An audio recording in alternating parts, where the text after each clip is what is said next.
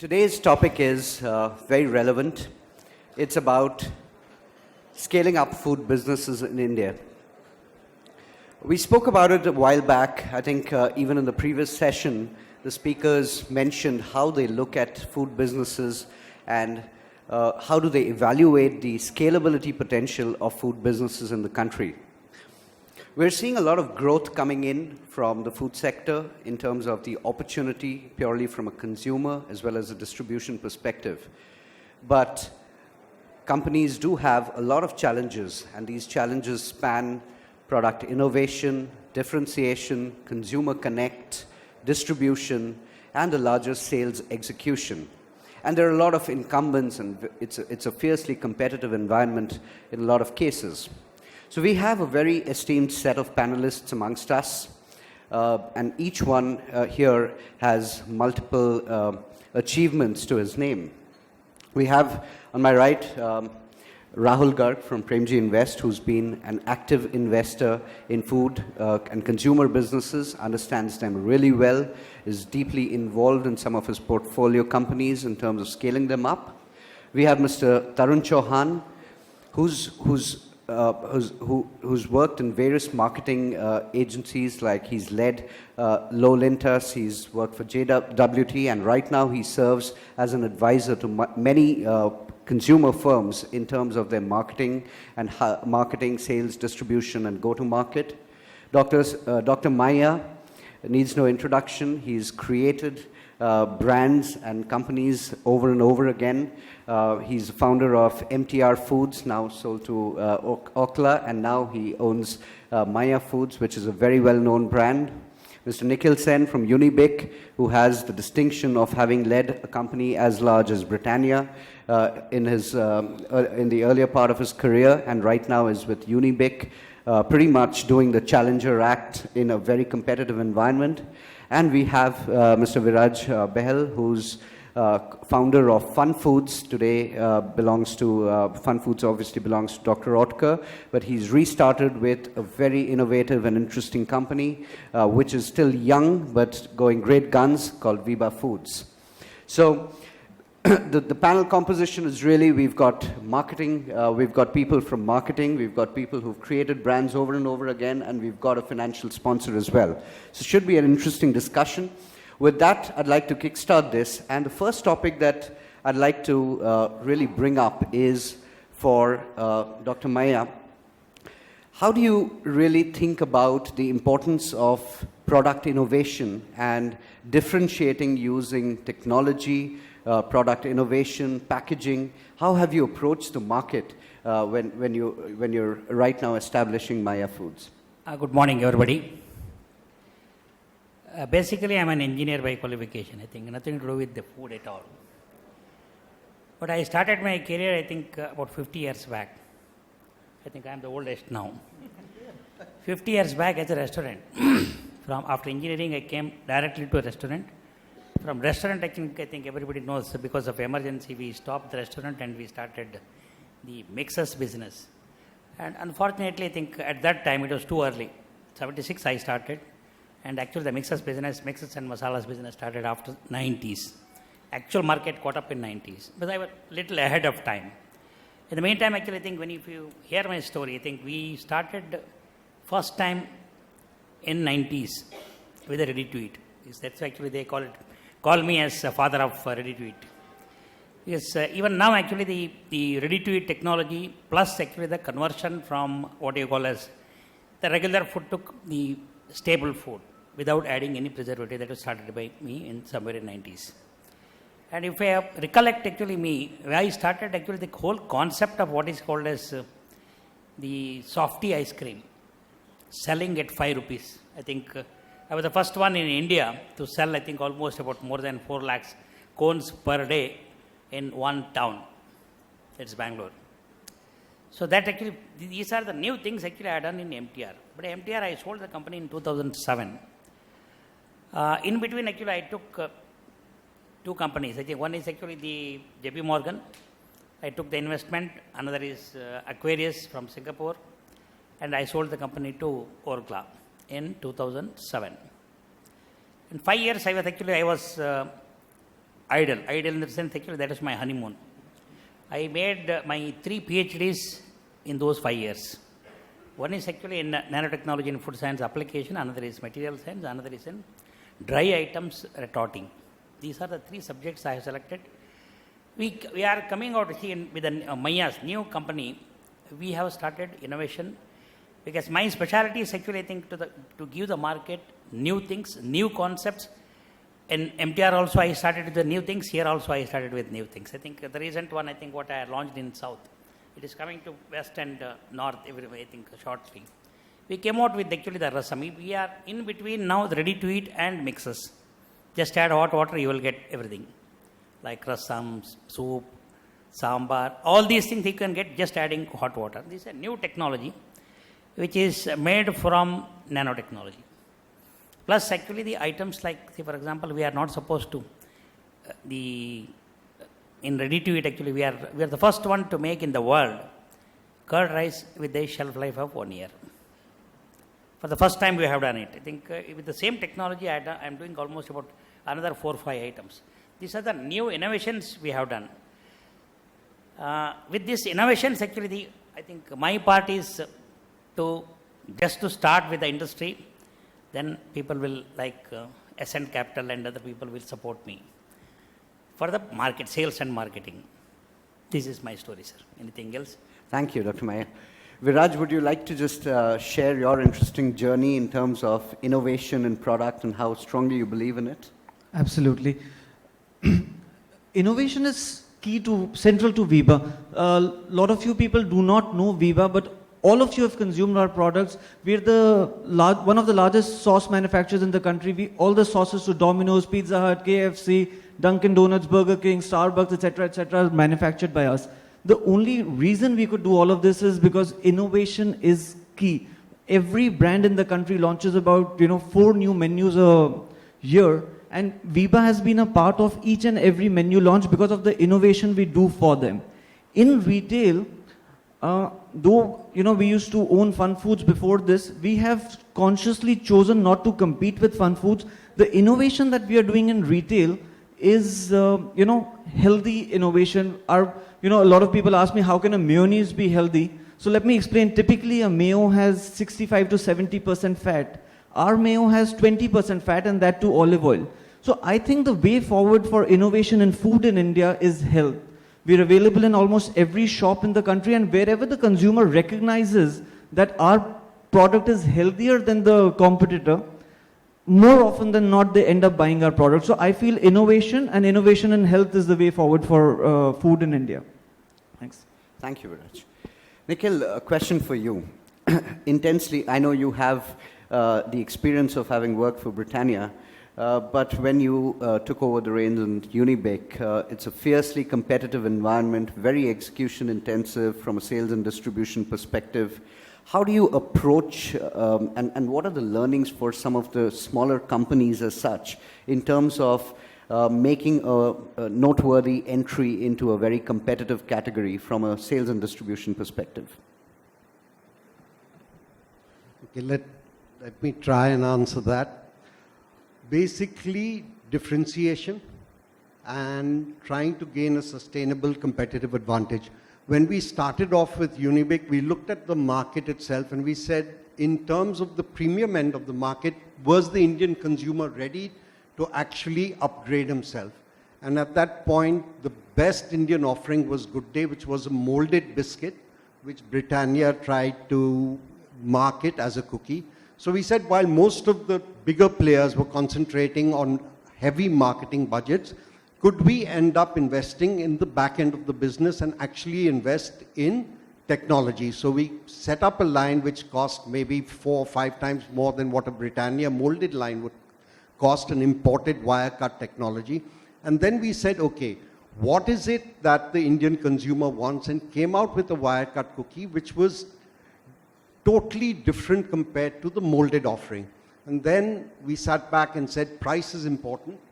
And how do we tackle that? So instead of looking at, Britannia had 10 biscuits for 10 rupees, we turned around and said, can we give 10 biscuits at the same price with a weight advantage. So we ended up looking at what the consumer actually needs on a single serve. And any UNA study will tell you that between 21 to 25 grams is what an Indian consumer would have with his normal cup of tea.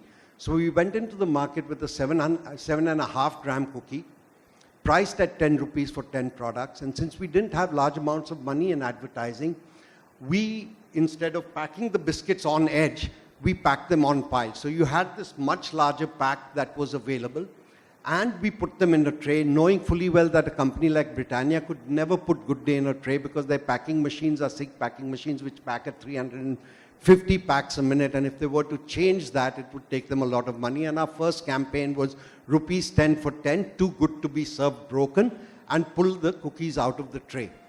Then we set up different kinds of innovative distribution ideas, including putting in auto rickshaws of our own and investing in them in places like Bangalore, Pune, and in Kerala. And some of it worked, some of it didn't. But what we had to do was differentiate at every end to make sure that our rupee went a lot longer and a lot further than the Britannias, ITCs, or Parleys of the world. Thank you. Question for you, Rahul. When you look at food businesses from an investor lens, what are some of the ticks in the box that you look at to judge the scalability of the business? I think some of my panelists have made the point correctly. I think what we look at are ability to stand out in the market in terms of product and quality. I think two things which have changed in the market in the last 8-10 years from an ecosystem standpoint, allowing processed food companies to scale up, I think is the availability of modern trade.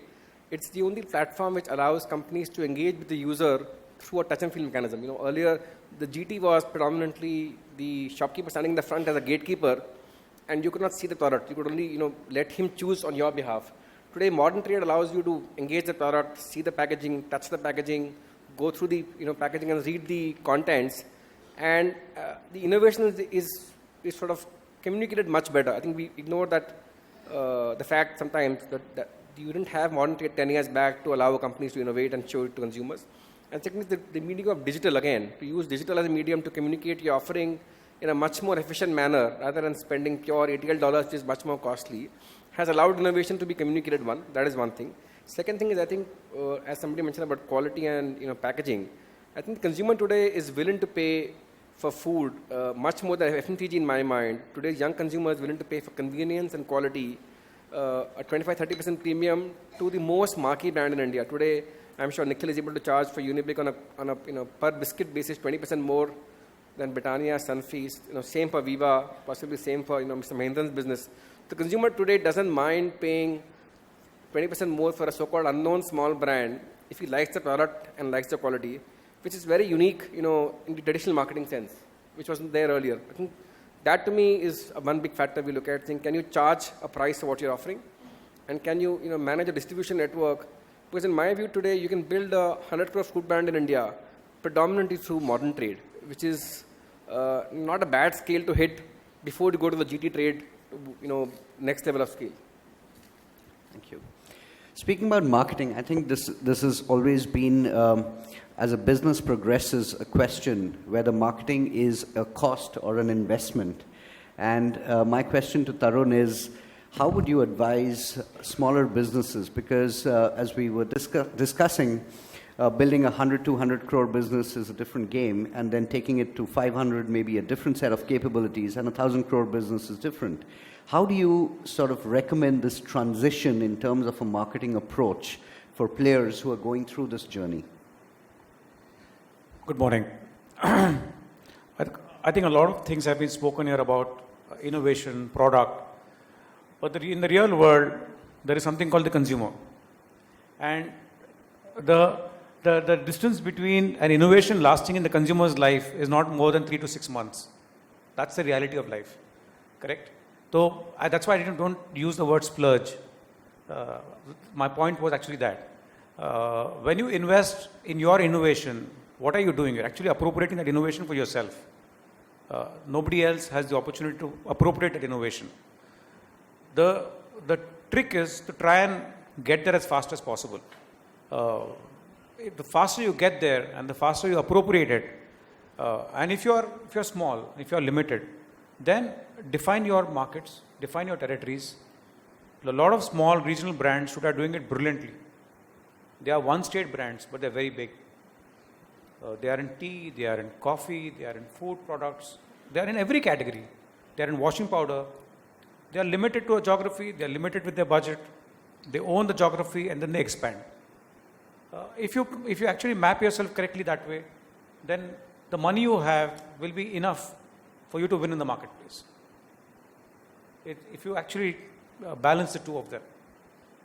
How would you differentiate between, let's say, what the journey of a regional player, which is a state-based play, or let's say a couple of states, when that player has to go out pan-India?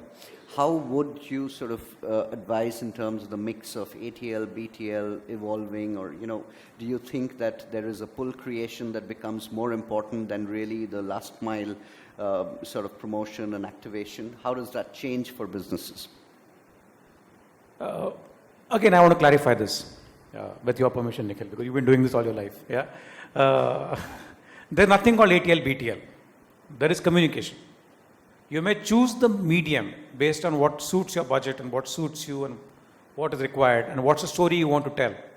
But your expansion and your definition of market is completely driven by the amount of resources you have and your ambition. If you stretch yourself thin, you're going to be in trouble. You're definitely going to be in trouble.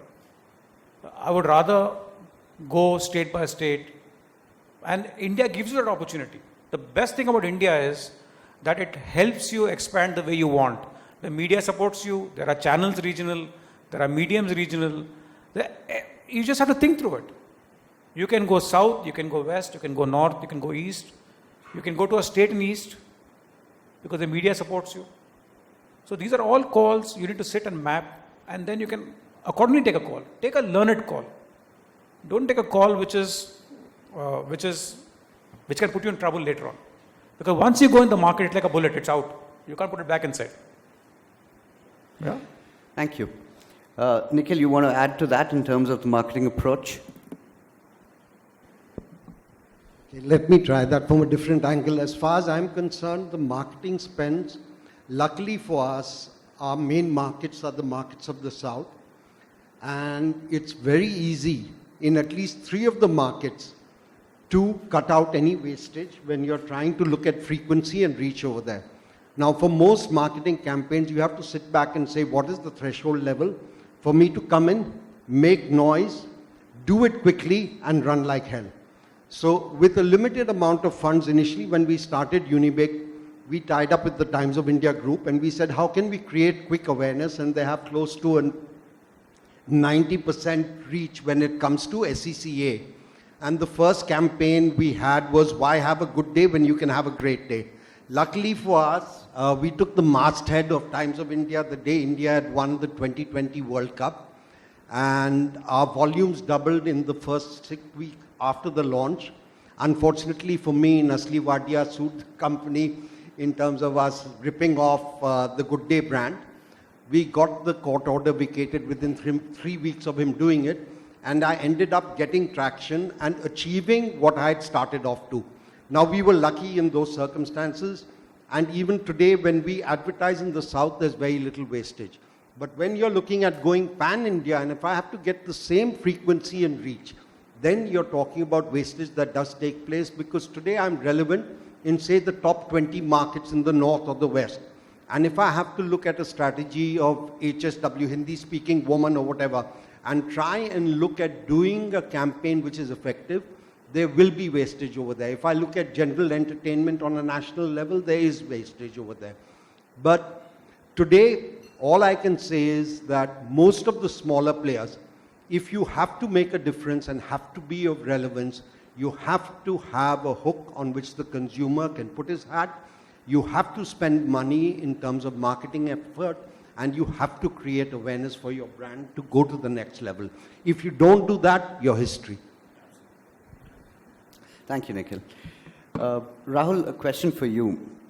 In terms of organizational DNA, we've heard other panelists speak about how family businesses or very closely held businesses by promoters transition towards professionally run businesses. What are some of the key things that you look for in terms of the ingredients in a business to be able to sort of professionalize?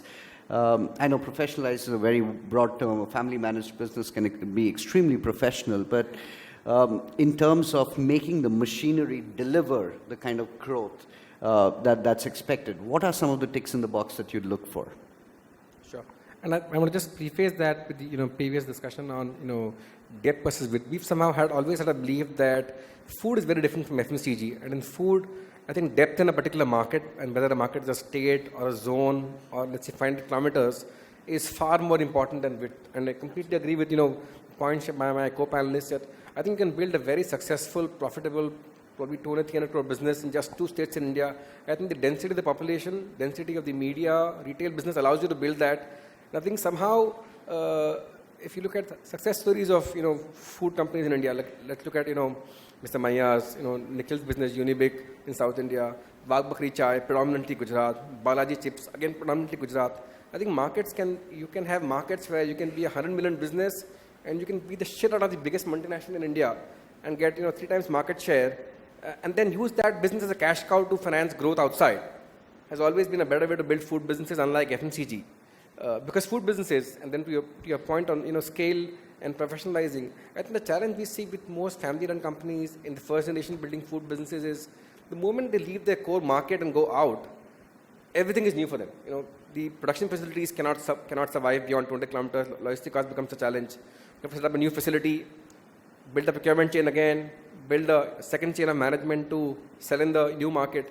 And I think that's why we somehow always believe that in food companies, we would always prefer to follow adjacent market growth and then help hire talent from better companies to come and work in these smaller companies through a combination of equity stock and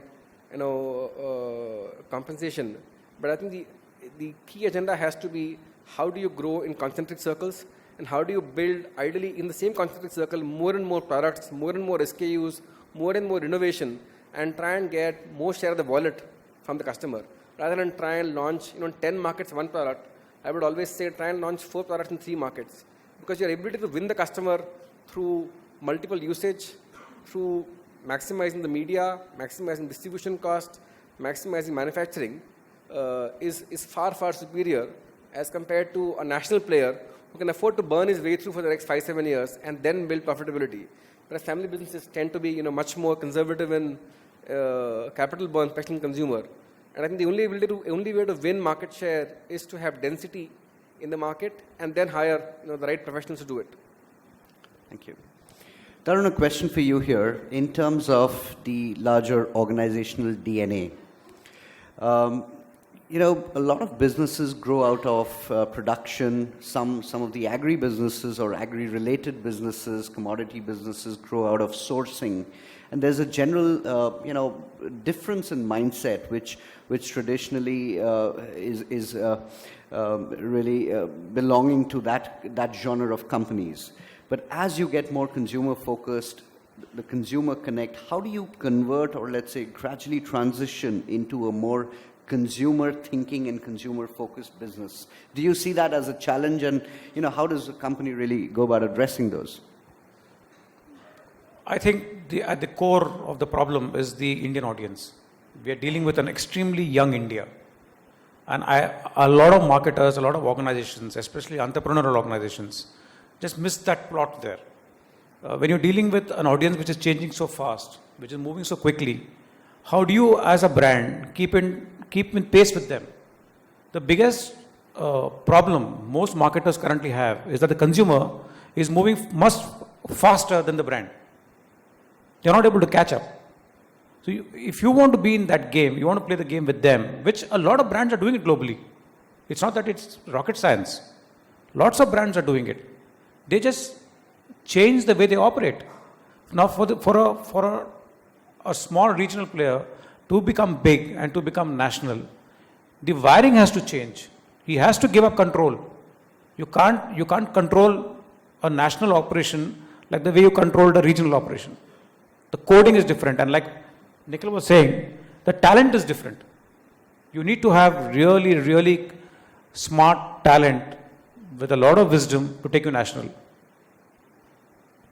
Dr. Maya, you want to add to that, the whole challenge of acquiring talent and scaling up the business? Initially, I think about 10 years back, that problem was there. Now I feel that I think a lot of people are available now, because actually most of the multinationals, they have reached one level now. I think beyond that, they won't get anything. So those people are coming to places like us. That is one thing. And secondly, say, for example, most of the family-run businesses, the biggest problem, I think, even with me also, it had happened about 20, 25 years back. We think that everything, we know everything. That's the biggest problem. I think there are people actually who knows better than us. If you think that, actually, I think today, for any family-run business, to a certain level, I can run the business, not beyond that. Beyond that, we need somebody else who knows the tech. So what we have done is actually, I think 25 years back itself, I think I had appointed a CEO. And now also, I think our business runs with the CEO only. CEO of, I think, now he is from ITC. ITC ran ITC for almost 15, 20 years. So he came to us and he is running the show now. But what I feel is actually there is only one thing for any family-run business. In most of the family-run business, actually, there is a thing called gut feeling. We have certain gut feelings. For example, product development, actually, when we start doing it, people think that he is a fool. But when the product comes to the market, for example, one small example I will give. When I started actually the ready to eat, my CEO was actually Suresh, J. Suresh. He was from Brook Bond, 27 years service. I said actually people, when we start ready to eat as of that day, I think it is in 99 or 2000. I told them very, very clearly that I think this will not reach the houses. It is only for people who are traveling. So we have to catch hold of the traveling people first. For that, actually, they don't need this kind of gravies. They want actually the finished product like rice. Like I said, actually, rajma chawal, sambar rice. He was against that. I said, this is my gut feeling. Let us make a trial in our shop. You can't believe 80% of the sale was that only. And today also, I think both MTR and me are selling those items. These are actually called gut feeling. For example, when we started this rasam also, initially everybody said it is an ordinary item. But you can't believe actually people who are at the age of 80, they are not making rasam and they are buying this. This is the concept we are selling. So this kind of gut feeling, I think we should not leave at all. Just to add to that, I think we've also seen, to Mr. Maya's point, that I think food businesses, development, innovation has to be with the entrepreneur. I think professionals can add support around sales and distribution, marketing, but I think the core of the business, which is innovation and product development and knowing the consumer's taste, to my mind, it's not a very acquired taste through sheer 25 years of MNC experience. It is either there in the family, which you've seen it over 2-3 generations, or it's there in the entrepreneur's own tongue. I think that to me is a difficult talent to acquire from outside, and that's why you would see in almost, I think, 90% food companies, the procurement, manufacturing and production, or the innovation engine is run by the family and family members. But I think marketing, HR, finance, sales and distribution can be, acquired talent. But these to me are core which cannot be acquired talents. Viraj, you want to add to that? Yeah, absolutely. I mean, you just, said what in Viva, we believe we're pretty professional, but innovation is something that is very close to me. I've kept innovation with me. I have, followed a slightly different path than all of you spoke. Viva chose, when we started Viva, we were very clear we'll be a retail brand. But the way we chose to be a retail brand was that we first went after the B2B segment. We realized very early in the game that we are competing with the biggest MNCs of the country, and how can we be more agile?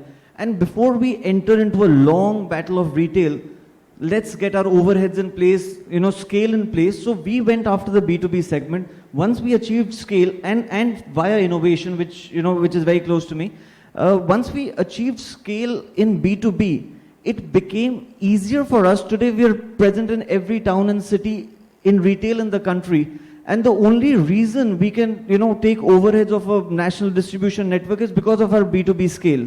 So that is the path Viva followed for getting into retail. Nikhil, how... And sorry, how do- just a plug-in. We're desperate, as far as talent is concerned, we're desperately looking for a CMO. So if anybody knows anybody, please let me know. Nikhil, just want to check on your views on the same in terms of the need for having a nice institutional or B2B business as a platform. Does that provide a level of cushion to play out for smaller businesses, the more expensive B2C play? B2B is an integral part of growing a business. For us in Unibic, initially when we started off, our institutional volume was close to 25% of our total sales. Our modern trade volumes were close to 20% of our total sales, because that gave us the opportunity to quickly get into production and get some kind of traction. Our biggest customer used to be Cafe Coffee Day. In those days, I remember each time we had a visitor, we'd be running the Cafe Coffee Day tins because we didn't have volume of anything else. And for the first year and a half, no one knew what Unibic was. The moment you say, what do you do? You know, I started a company called Unibic. No clue. But the moment I said, we are the guys that make the cookies for CCD or Cafe Coffee Day, they say, wow, okay, those are really good in the marketplace. So that gave us the ability to build a reputation. Slowly, all the big modern format stores came to us saying, will you contract pack for us? And that did give me a cushion. That initially, then we ended up doing some stuff with CSD, which today is a large percentage of our sale.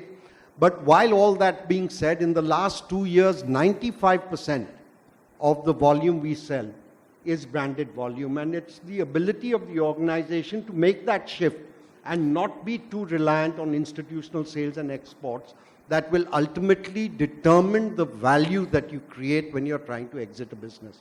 And as long as we have the private equity guys, they have a limited shelf life, so they want you to live fast, die young, and make a good-looking corpse. So while we are meeting that objective, we also have to keep in mind the guys that have invested in us. Dr. Maya, what are the talent acquisition related challenges that you have faced in your firm, and how have you gone about? What are some of the interesting models that you have adopted in being able to sort of draw talent from some of the more established firms? Initially, I think when we started actually in 70s, I think this kind of HR system, everything was not there. It's in the beginning stage. We used to find actually from different companies. Actually, when one fellow comes from, say, for a Horlicks, means actually ex-Horlicks people will start to come. That was actually the beginning what I had seen. But today, actually, I think it is completely different. We can find the talent, but only thing is selection is very difficult, because the problem actually unless and until I think 3 months or 4 months they work with us, we will not be knowing actually what type of people they are. See, the biggest problem in actually we face is sales and marketing.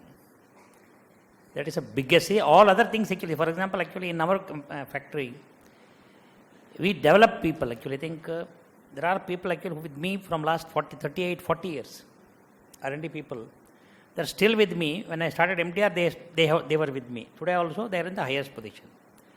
But sales and marketing people is the only difficult portion to acquire. So even if they come also, the biggest problem is just like private equity investors. The life is only 3 or 4 years, not beyond that. So to find good people, and see, the most important thing is actually in our kind of business, actually, unless they go to the market, they will not be knowing anything. They're sitting in the AC office, it won't work. See, most of the things actually we failed because actually people say that okay, they will go to the market. When they come here, we will see the other face of that. So by the time actually we notice actually 3 months or 6 months is gone, I think our life is also gone. So now actually what we are doing is actually we are getting good people with a good reference. It is difficult. It is not so easy to get good people. Also, some of these new companies, especially Mr. Maya's and ours to extent, when we're looking for talent, we're also the first movers in the country in that segment. So talent is not available, So you sometimes have to nurture talent to get there. And, as far as talent acquisition, as he rightly said, from the gut, and technical you keep with yourself, because you do not find talent. He will not find talent in his technical space in the country because he's a first mover, so there is no talent available. That's another thing too. Yes, Nikhil. One minute, I think. The same subject I think I want to continue. See, for example, actually, I think I requested almost about 6-7 universities in India. So in other countries, actually, we have actually a subject called food technology. Here in the olden days of, you can say CFTR 1930, 1940 model, I think beyond that they are not gone at all. What is available new, actually, they don't know. We have requested actually almost about 6 to 7 universities to develop actually the new subject, wherein actually we need, people like us actually need food technologists. And especially I think for us, companies like us, actually what you said, when we find actually new products, say for example nanotechnology, nobody knows. So we have to teach them. My biggest problem is actually when we teach them, actually within 3 years they will leave and go and start their own. That is another problem. Now, what we request actually for the universities and other places, the biggest problem actually what we are facing is getting good talent in both in this and here. Actually what I am doing is actually we are training people. I think last 20-25 years, if you see we train people, actually fortunately for me they are with me. On the issue of young talent, I think we've seen that in a lot of these companies, sometimes it's easier to bet on a 31, 32 to 33-year-old rather than a mid-40s guy and nurture him, because I think he'll be much more loyal to you. And I think sometimes, given the so-called startup nature or the smaller nature of the business, the younger people are able to adapt faster. They don't need a full-fledged office setup, 5 colleagues in the team, 1 secretary, 1 AC office, and therefore the hunger for them to the fact that they've become from CMO -2 in their company to a CMO in a smaller company is such a powerful urge to outperform. I think entrepreneurs have to take the risk sometimes with younger talent rather than trying to get a CMO of Britannia into your company, because it's a difficult thing for the person himself to adjust and to hire. Nikhil, you want to add something? I'd break up, for me, the most important thing to make a business successful is to have the right people on the bus. And I'd break this problem up into 2 subsets. One is at the strategic level and the other is at an operational level. At a strategic level, the moment we got funds in from people, we will be able to invest in good talent. And today my challenge is to keep them interested in the business, because a lot of them are used to running much larger businesses than Unibic. So the challenge there is keep them engaged, make sure that their mind is being utilized well, and you're coming out with innovation and doing things with your gut feel, the intuition that you have available to you. Today, my senior team, together, we'd have over 150 years of biscuit or bakery experience. But the bigger challenge is at the operational level, where each time we move, while we are in the south, there's not much problem, there's not much wasted. The moment we look at the west, north, and east to expand ourselves, we end up having a 30% attrition at our frontline sales level. And what I find difficult is investing in people who believe in integrity of purpose. And for most organizations, the difference between strategy and execution is the difference between success and failure. And that's something we have to do with increasing regularity. It's the simple stuff of making and selling that we've got to get right. If you get that right, when you expand geographically, your battle is won. Because with the money that we have in the system today, at a strategic level, I think I've got the big guns with me. But at an operational level that I end up having a problem. Very interesting. One more connected point is, the distribution landscape and the way retail is changing, whether you're talking about the role of general trade, how the general trade universe is expanding, the whole rural market availability. How are your companies using technology, for example, to have better visibility and better control of the value chain?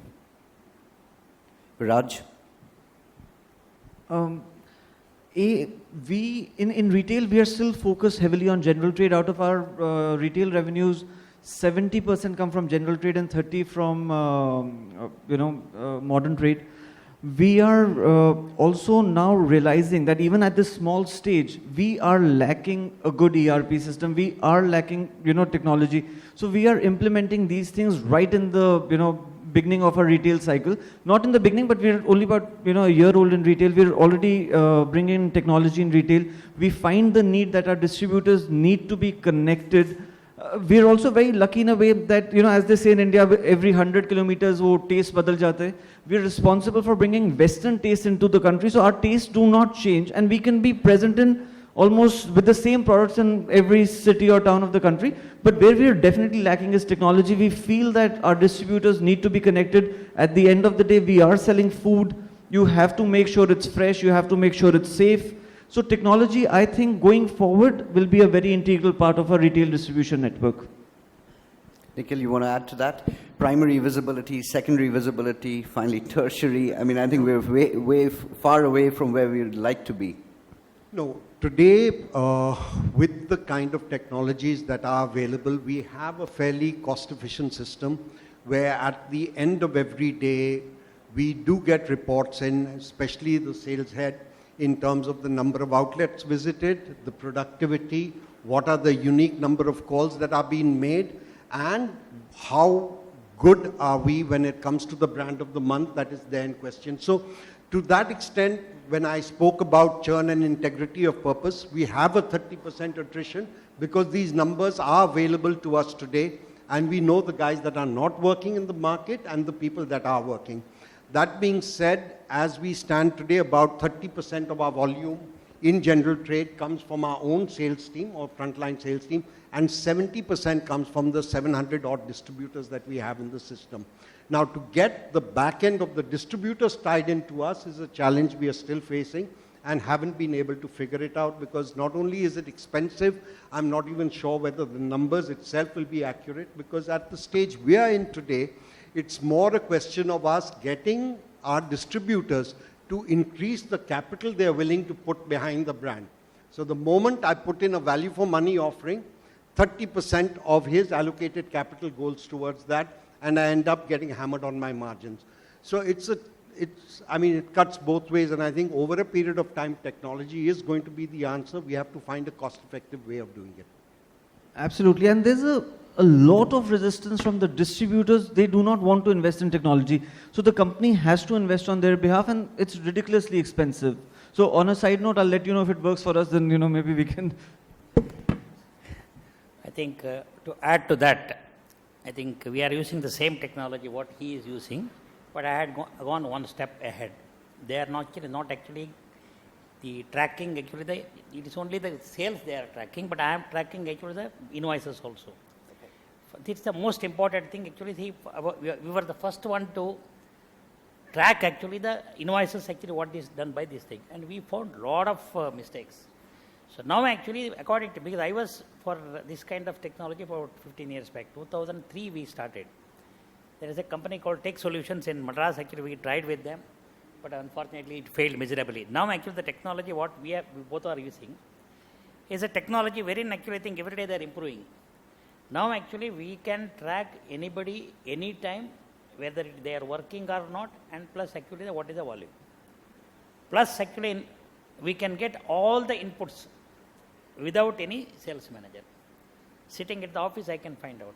And sitting here also we can find out. These kind of technologies are involved. But the second thing what I wanted to add is what we are saying day by day, because actually I had seen from the market from 1970s. Market is changing now. If you see cities, rural areas, we don't have any problem. It will take another, I think, 10 to 15 years to spoil. City, actually, the biggest problem is the cost of living has gone up and the cost of distribution has gone up. I think shortly, in another 4 or 5 years, we are supposed to move towards B2B. Without doing that, I think we may not succeed, because actually what I am feeling now itself, we made a trial actually in Bangalore. One area we selected and we started the B2B, online booking, supplying directly. Cost was actually approximately about 6 to 7%, and we used to give 8% to the distributors. But there, where we failed is actually most of the business people, they don't bill properly. That is the biggest problem for us also. Because of that, actually, they don't want actually bill from us. So it may take, I think once the GST comes, I think those problems also will be solved. But future, according to me, distribution in cities will go, sir. We have to do the B2B, otherwise we will not succeed. Because the cost is exactly what we are giving now, it will be doubled in another 2 years' time. Great. I think we've had a very nice, well-rounded discussion on various aspects of scaling up food businesses. We've covered manufacturing and innovation. We've covered sales distribution, talent acquisition, processes, technology. Probably one last round of inputs from Rahul on how, some piece of advice for budding businesses as to what are the top 2 or 3 things to keep in mind for the ends to meet between investors and investees. I think two, three things we looked at, which I mentioned earlier, is build a strong moat around your business in terms of product differentiation and market. There is no use trying to ape the bigger companies. So at least we are very clear that we want to find companies who are adding some kind of convenience to the household or the housewife. Can you make her life easier? Can the product be healthy and tasty? Can you have a huge market share, even in a 200-kilometer radius, but be a dominant player in that radius to be able to maximize your production base, marketing output? And I think one other big learning for us is that a lot of funds like us who are looking for larger deals, I think the only way to enter food companies is to enter a bit early and take the risk of growing the business from 100 to 500 or 50 to 500. Because I think successful businesses in food beyond 25-30 million revenues won't need money. So I think we are happy to come in early into companies and help them go beyond the initial seeding of the market to scale as an equal partner with the risk involved. Thank you, Rahul. I think that says it all. Businesses above $30-40 million would not need money. It just demonstrates the potential of how cash-rich food and beverage businesses could be, branded businesses could be in this country. Thank you very much to all of you for your insights and your contributions. I hope you found this session useful.